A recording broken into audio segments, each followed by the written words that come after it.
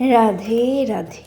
আজ পড়ব ইন্দিরা একাদশীর ব্রত মাহাত্ম্য ও ইন্দিরা একাদশীর ব্রত কথা। আশ্বিন কৃষ্ণপক্ষিয়া ইন্দিরা একাদশী একদা মহারাজ যুধিষ্ঠির শ্রীকৃষ্ণকে প্রশ্ন করলেন, হে জনার্দন, আশ্বিন মাসের কৃষ্ণপক্ষিয়া একাদশীর নাম কি? তদুত্তরে শ্রীকৃষ্ণ বললেন, হে ধর্মরাজ, এই একাদশীর নাম ইন্দিরা। ইহা পালনে পাপ রাশি বিনষ্ট হয়, নিয়মগামী পিতৃপুরুষগণের ঊর্ধ্বগতি লাভ হয়। সত্যযুগে মহিষ্মতি নামে নগরে শত্রু দমনকারী প্রতাপশালী ইন্দ্রসেন নামে এক রাজা ছিলেন। তিনি পৌত্র পুত্র সমন্বিত বিশাল রাজ্যের প্রজাদের নিয়ে রাজত্ব করা সত্ত্বেও ভগবত ভক্তি থেকে কিছুতেই বিচলিত হননি। শ্রীহরি সেবা, হরিপূজন, ভক্ত সঙ্গে বাস, ভগবত ভক্তজনের তৎপরতাই ছিল তার জীবনের প্রধান লক্ষ্য। একদা দেবর্ষি নারদ আকাশমার্গে ভ্রমণ করতে করতে রাজার রাজ সভায় প্রবেশ করলেন। রাজা দেবর্ষিকে দর্শন করে করজোড়ে দণ্ডায়মান হয়ে দণ্ডবৎ প্রণতি জ্ঞাপন পূর্বক যথাবিহিত পাদ্য অর্ঘ্যাদি দ্বারা পূজা করলেন। হে রাজন, আপনার রাজ্যের সকলে কুশলে আছেন তো? আপনি সুশুদ্ধি সদমে সুপ্রতিষ্ঠিত হয়ে চলছেন তো? বিষ্ণু ভক্তিতে তৎপর হয়ে চলছেন তো? রাজা বললেন, হে দেবর্ষে, আপনার অনুগ্রহে আমার সর্বত্রই কুশল। আপনার দর্শনে আমি সর্বত্রই কৃতার্থ। আমার জীবন ধন্য হলো। আমার সকল যাগযজ্ঞ সফল হয়েছে। আপনি কৃপাপূর্বক কী নিমিত্তে এসেছেন আমার জানতে বড়ই ইচ্ছে হয়। রাজার এই বিনয় বাক্য শ্রবণ করে দেবর্ষি নারদ বললেন, হে রাজন, আমি আশ্চর্যজনক কথা বলছি, শ্রবণ করো। আমি ব্রহ্মলোক থেকে বিনা যন্ত্রে কৃষ্ণগুণ গান করতে করতে যমপুরীতে গিয়েছিলাম।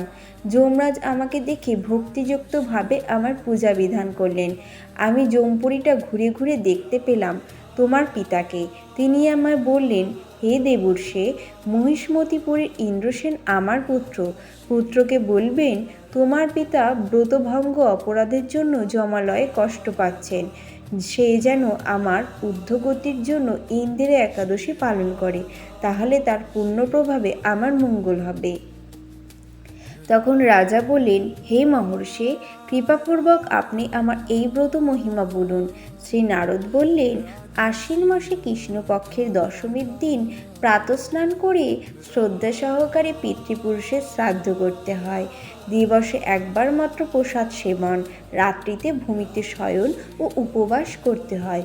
পরদিন একাদশী বাসরে প্রাতঃস্নান, ভগবান শ্রীহরি পূজা, সাধু সঙ্গে ভগবত গুণাখ্যানাদি শ্রবণ কীর্তন, সম্পূর্ণরূপে আত্মেন্দ্রিয় প্রীতিবাঞ্ছা পরিত্যাগপূর্বক উপবাস করতে হয়। সন্ধ্যাকালে ঋষিকেশের পূজান্তে তন্নাম শ্রবণ কীর্তন স্মরণমুখে রাত্রি জাগরণ করতে হবে। দ্বাদশী দিবসে শ্রীহরির পূজা, ভোগরাগ নৈবেদ্য সমর্পণপূর্বক নৈষ্ঠিক ব্রাহ্মণ, সাধু বৈষ্ণব সেবন অন্তে পালন করতে হয়। এইরূপ ব্রত করলে নিরোগগামী পিতাও শ্রী বিষ্ণুলোকে গমন করে। দেবর্ষি নারদের উপদেশে মহিষ্মতিপুরের রাজা ইন্দ্রসেন এই ইন্দিরা একাদশী পালন করায় তার পিতার বিষ্ণুলোক প্রাপ্তি ঘটেছিল। রাজর্ষি ইন্দ্রসেন নির্ঘণ্টক রাজত্ব করে অন্তন্তকালে পুত্র হস্তে রাজ্য সমর্পণপূর্বক স্বয়ং ভগবদ্ধাম প্রাপ্ত হয়েছিল। এই ব্রত মাহাত্ম্য শ্রবণে ও কীর্তনে মহাপাপ বিমুক্ত হয় এবং শ্রী বিষ্ণুর সান্নিধ্য লাভ ঘটে। হরে কৃষ্ণ। এই ইন্দিরা একাদশীর মাহাত্ম্য পাঠে ও শ্রবণে মানুষ সকল পাপ মুক্ত হয়ে বিষ্ণুলোক প্রাপ্ত হয়। তাই অবশ্যই এই ব্রত পালন করুন। দেখা হবে ও কথা হবে অন্য আরেক একাদশীতে। রাধে রাধে।